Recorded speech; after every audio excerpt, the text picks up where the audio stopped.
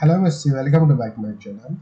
MSc fourth semester में हम spectroscopy की स्टडी कर रहे थे। स्पेक्ट्रोस्कोपी में हम लास्ट वीडियो में जो स्पेक्ट्रोमेट्री की फर्स्ट यूनिट की स्टडी कर रहे थे। स्पेक्ट्रोमेट्री में जो मैं लास्ट वीडियो में तो उसका इंट्रोडक्शन पढ़ लिया था। इस इंट्रोडक्शन के बाद मैंने कि स्पेक्ट्रोमेट्री क्या होती है, उसका बेसिक प्रिंसिपल, स्पेक्ट्रोमेट्री का बेसिक प्रिंसिपल क्या होता है, फिर उसके बाद उसका स्पेक्ट्रम की हमने स्टडी लास्ट वीडियो में कर ली थी। उसके बाद हम बात करते हैं कि मास स्पेक्ट्रोमेट्री इंस्ट्रूमेंटेशन, या आप कह सकते हो कि डायग्राम ऑफ मास स्पेक्ट्रोमेट्री।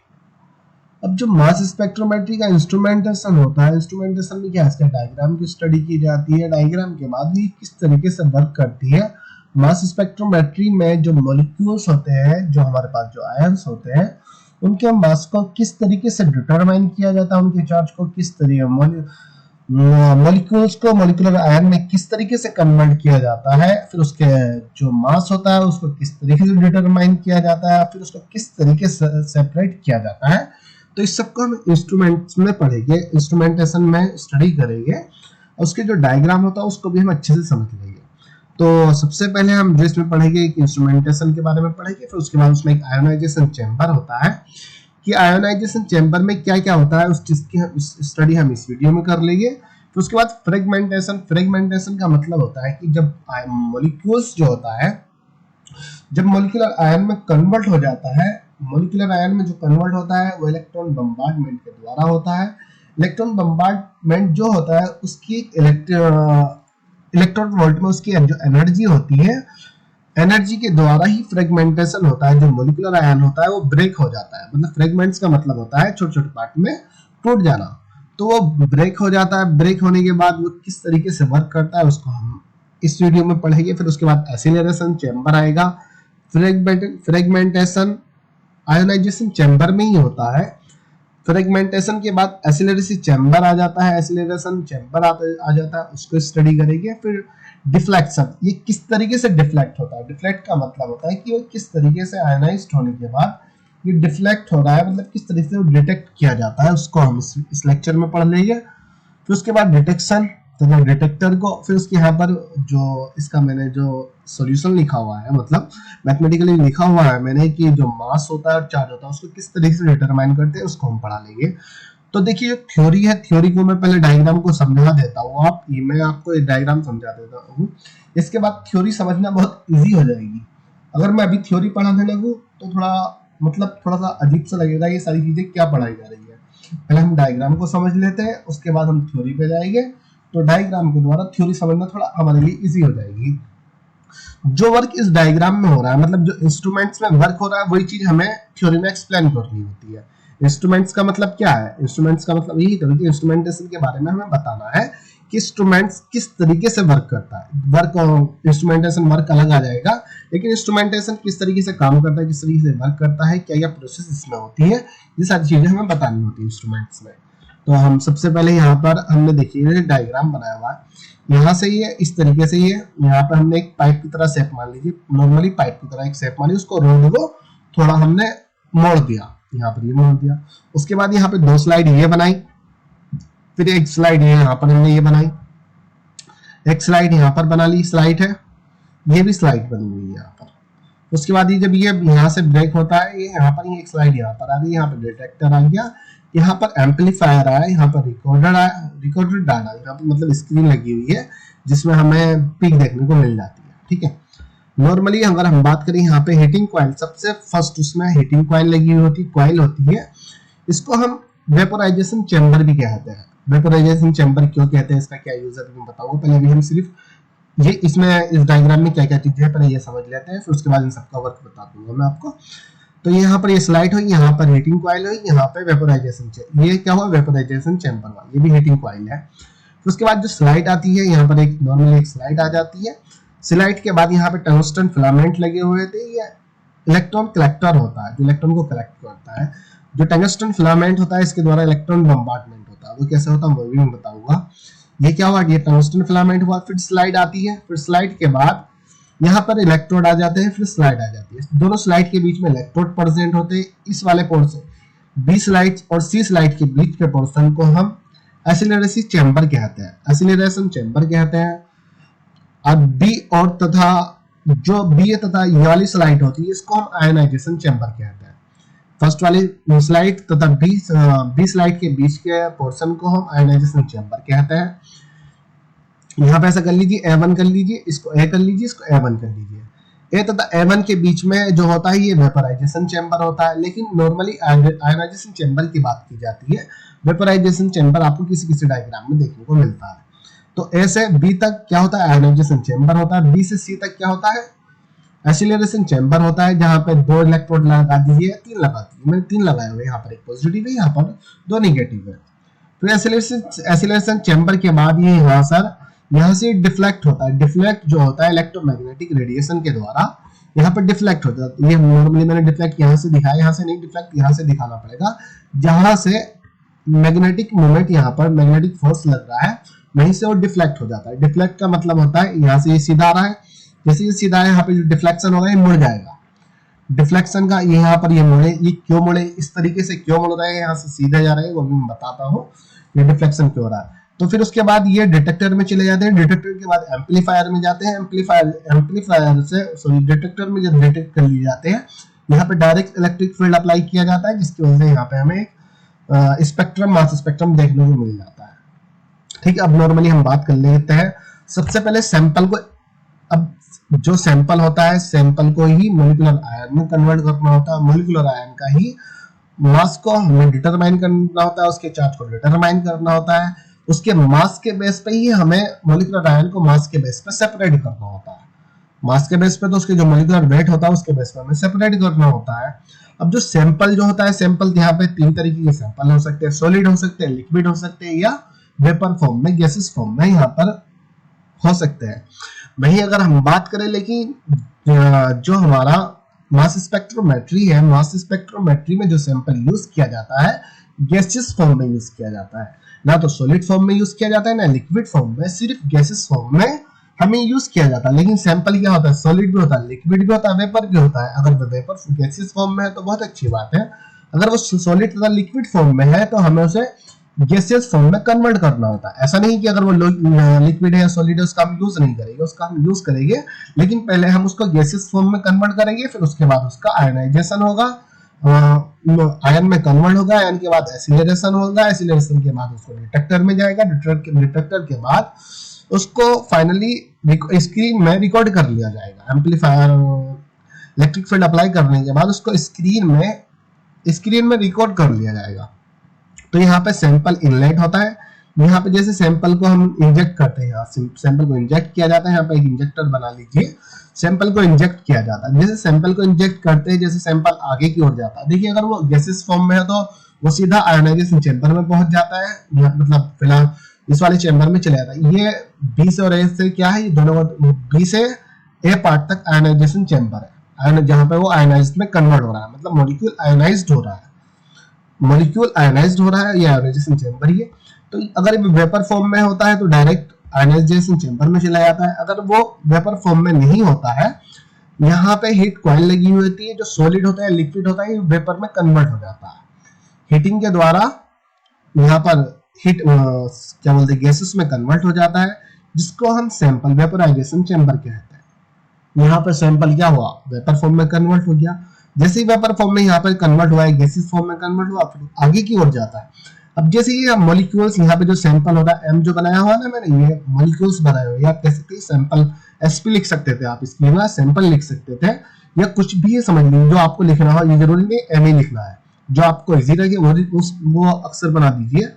तो यहाँ पर एम मैंने मॉलिक्यूल्स बना दिया। अब जैसे मॉलिक्यूल यहाँ पर आता है, जहां पर फिलामेंट्स लगे हुए थे, यहाँ पे टंगस्टन फिलामेंट होता है, आयन कलेक्टर लगे हुए थे।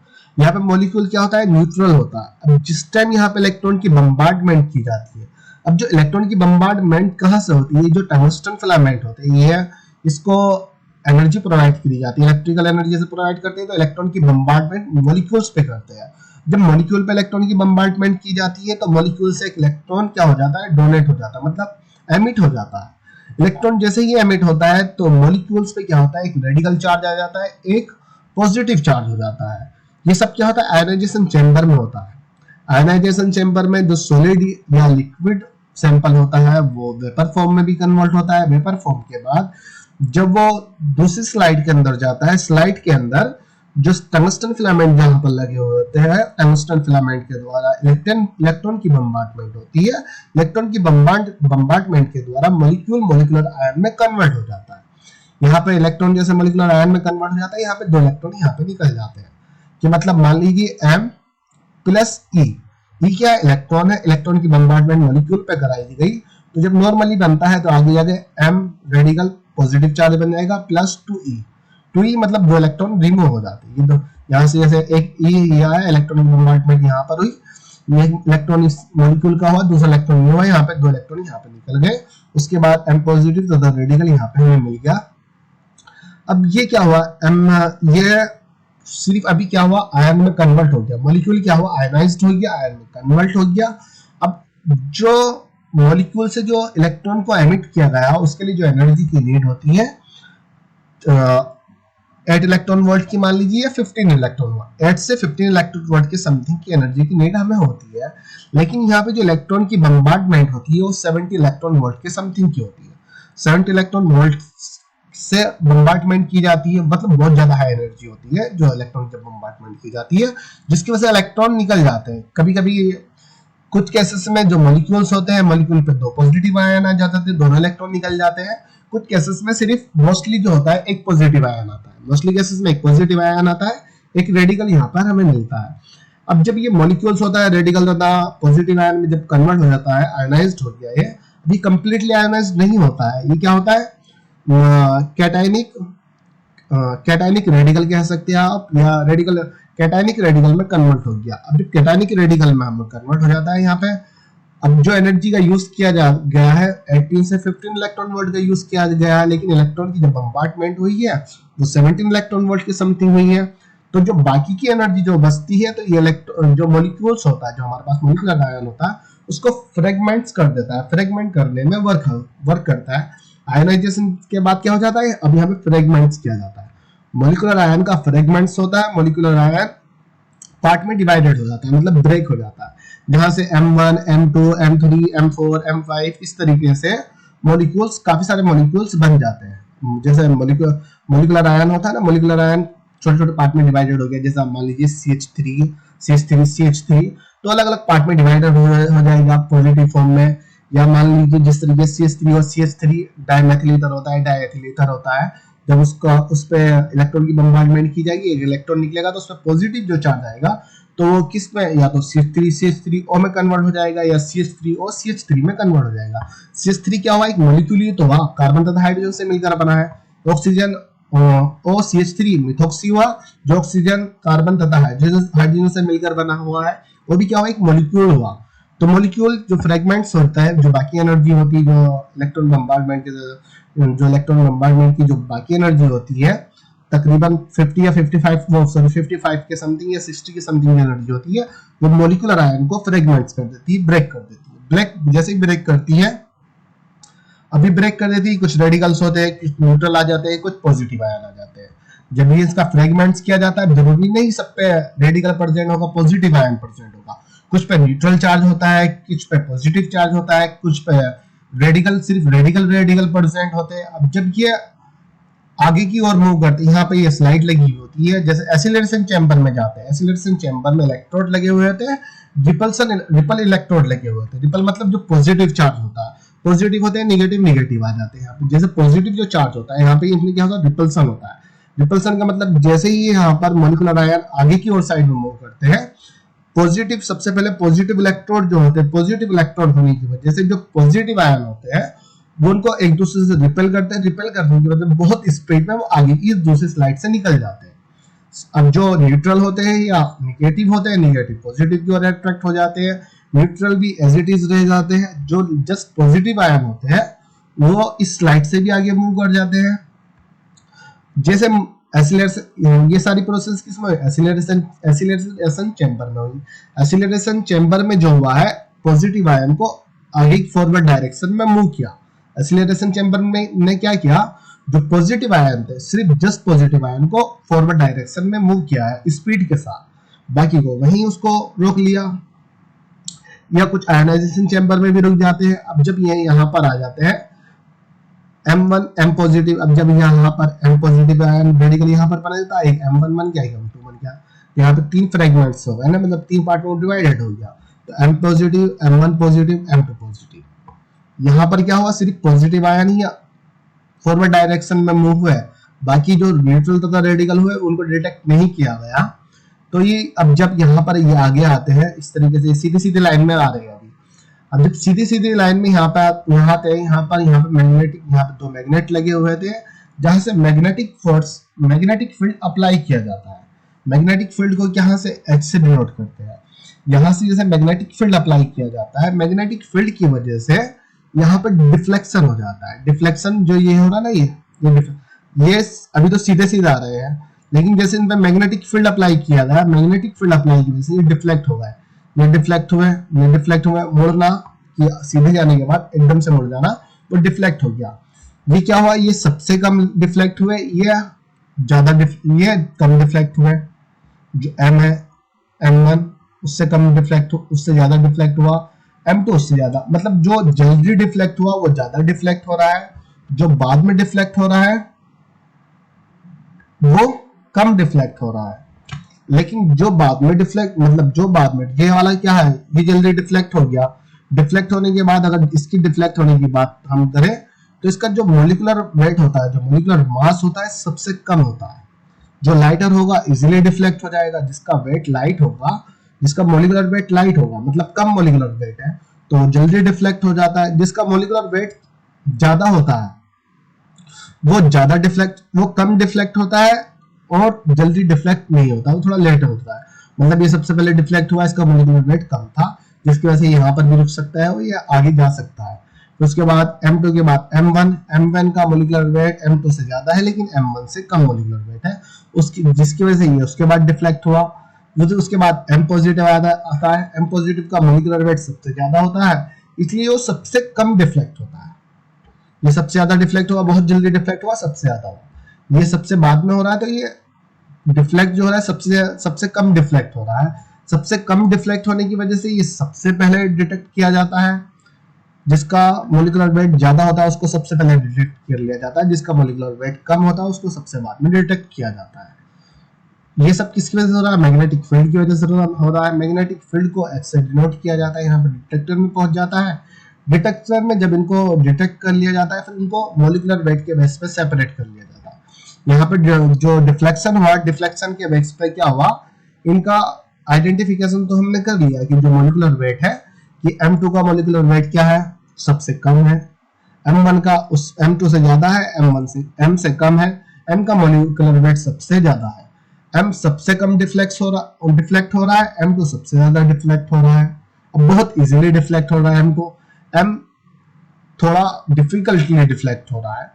मास एनालाइजर में इसको एनालाइज कर लिया जाता है। एनालाइज में यही होता है कि किस मोलिकुलर आयन का कितना मोलिकुलर वेट होता है। जब उसको डिटेक्टर में जाता है, यहाँ पे उसको सेपरेट भी कर लिया जाता है मास एनालाइजर के द्वारा। जो क्या कहते हैं उसको, मोलिकुलर आयन होते हैं, मोलिकुलर आयन को मोलिकुलर वेट के बेस पे, चार्ज के बेस पे इसको सेपरेट कर लिया जाता है, फिर उसको डिटेक्टर के द्वारा डिटेक्ट कर लिया जाता है। जैसे डिटेक्टर के द्वारा डिटेक्ट करते हैं, यहाँ पे एक एम्पलीफायर लगा हुआ था, एम्पलीफायर से डायरेक्ट इलेक्ट्रिकल प्रोवाइड कराया जाता है। जैसे ही हम एम्पलीफायर से डायरेक्ट इलेक्ट्रिकल करंट प्रोवाइड कराते हैं, तो यहाँ पे हमें स्क्रीन पे एक रिकॉर्ड हो जाता है, मतलब एक हमें स्पेक्ट्रम देखने को मिल जाता है, जिसे मास स्पेक्ट्रम कहते हैं, जो इस तरीके से देखने को मिलता है। जिसका मोलिकुलर वेट ज्यादा होता है उसकी पीक सबसे ज्यादा हाई होती है, जिसका मोलिकुलर वेट कम होता है उसकी पीक थोड़ी कम होती है। इसको मैथमेटिकली यहाँ पे मैंने सोल्व किया है। इसको किस तरीके से सोल्व किया है ये चलो मैं बता देता हूँ। 1/mv² = EV, जो ये होता है जो इलेक्ट्रॉन वोल्ट होते हैं, उसका जो मास होता है तथा वॉल्यूम होता है। ये डिफ्लेक्शन से पहले लेगा होता है। लेकिन चलो इसको मैं ऐसा करता हूँ, जो ये वाला पोर्शन है, पहले मैं थ्योरी पढ़ाता हूँ, थ्योरी के बाद इसको मैं समझा देता हूँ। नॉर्मली मैंने लिखा था 1/mv² = EV V कैपिटल आप बनेगा। यहाँ पे फर्स्ट इक्वेशन थी, जब ये इलेक्ट्रोमैग्नेटिक फील्ड से अप्लाई करने से पहले की इक्वेशन ये थी। तो उसके बाद जैसे इलेक्ट्रोमैग्नेटिक फील्ड इस पे अप्लाई कर दिया जाता है, तो यहाँ पे HEV = mv² / R।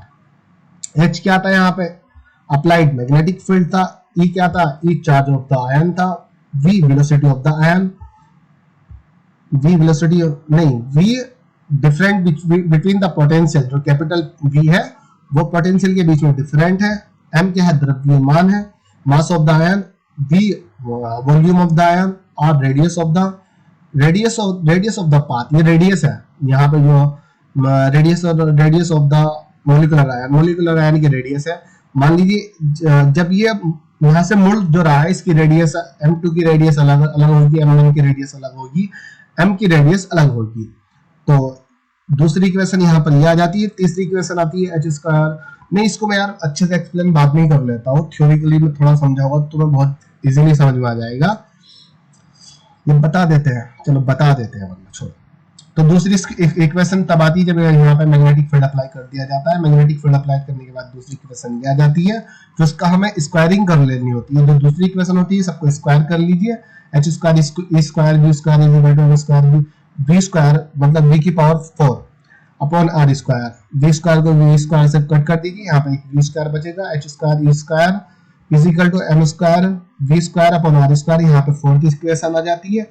अब जैसे फोर्थ इक्वेशन ये होती है, फोर्थ इक्वेशन के बाद फोर्थ इक्वेशन यहाँ पे जैसे फर्स्ट इक्वेशन का रीअरेंज किया जाता है, रीअरेंज करने के बाद फोर्थ इक्वेशन में पुट कर दिया जाता है। अब इसको जो रीअरेंज किया जाता है, रीअरेंज इस तरीके से किया जाता है, mv square is equal to 2ev, mv square is equal to 2ev। इसको एज इट इज रखने के बाद जब इसको हम इसमें पुट करते हैं, यहाँ से हम mv स्क्वायर को यहाँ से कट कर देते हैं। जैसे mv square is equal to 2ab आया, ये हमारे पास दूसरा साइड ये वाला दूसरी फोर्थ इक्वेशन ये आ गई, h square E square is equal to m square v square upon r square.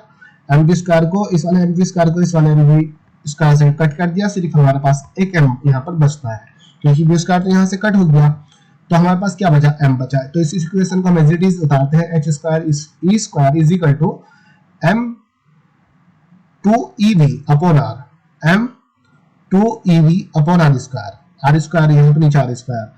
अब यहाँ पे m2ev है, यहाँ पे h स्क्वायर ई स्क्वायर है, एक e को एक से काट देते हैं तो हमारे पास जो इक्वेशन आ जाती है, h square e is equal to m2v upon r square.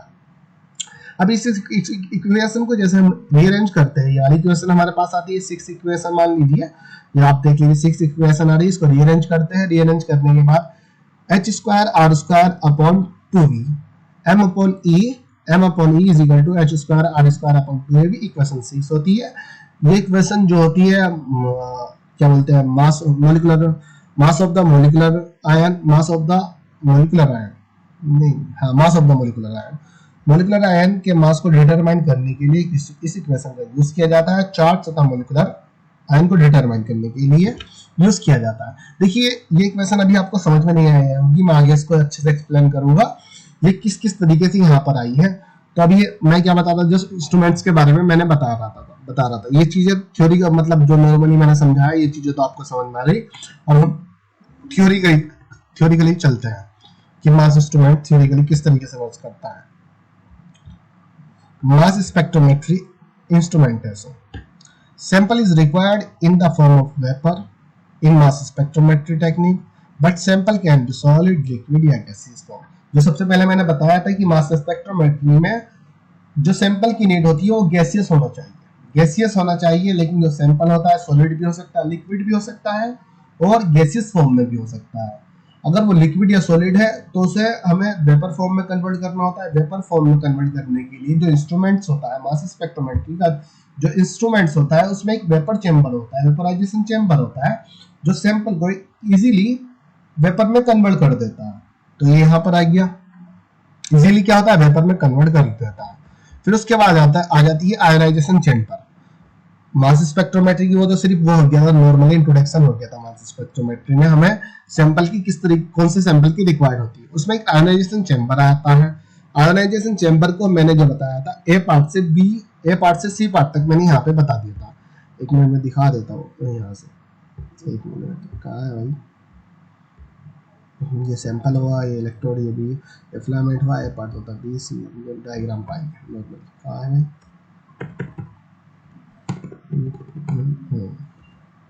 Ionisation chamber की अगर हम बात करें, जो आयोनाइजेशन चेंबर है ये स्लाइड ऐसे स्लाइड की तरफ। आयोनाइजेशन चेंबर है, आयोनाइजेशन चेंबर में जो वर्क होता है वेपोराइजेशन होता है सैंपल का, जो मॉलिक्यूल होता है मॉलिक्यूलर आयन में कन्वर्ट हो जाता है, मॉलिक्यूलर आयन के बाद फ्रेगमेंट्स में ब्रेक हो जाता है। ये आयोनाइजेशन चेंबर में सारी की सारी प्रोसेस हो जाती है। उसके बाद एसिलेशन चेंबर, उसको हम बाद में, तो हम आयोनाइजेशन चेंबर की अगर हम बात कर रहे थे, कहाँ है आयोनाइजेशन चेंबर, ये यहाँ पे हमने लिखा है जो इंस्ट्रूमेंट में सबसे पहले आता है आयोनाइजेशन चेंबर आता है, या आयोनाइजर आता है, या आयोनाइजेशन भी कह सकते हैं।